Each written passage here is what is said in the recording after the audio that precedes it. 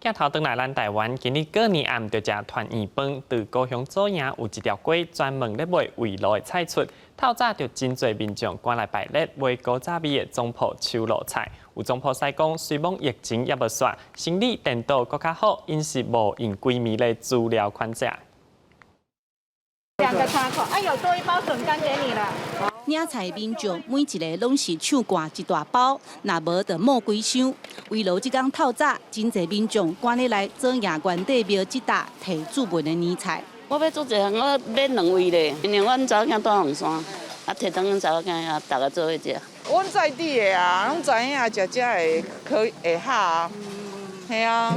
阮就在地，因为伊这嘛第3代啊。现场的鱼翅羹就有骨仔汤，也有笋干卡裤、煎八宝丸等等，拢是办桌才食会到的菜色，真受欢迎。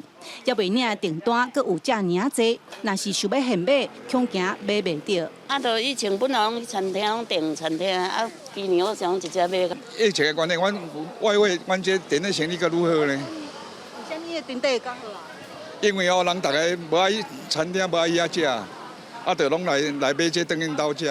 做夜关帝庙边仔的街路，至少有6、7搭的布棚，拢是无共的总铺师卖因的手炉菜。这条年菜街其实本地是当地的总铺师，因为办桌生意落差，20年前开始伫路边卖年菜，想袂到生意真好。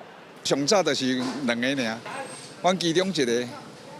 过来就大家看到讲卖歹，就一直咧卖啊。这几档较济人啊，无应该，几档是无偌济人啊。亲像阿文师已经是第3代，今年因的订单比去年加1000份，拢总7000份，所以因1礼拜前就开始无用款了。这2天拢是3更半暝煮食，互民众透早摕倒转去，会当参厝内人围炉。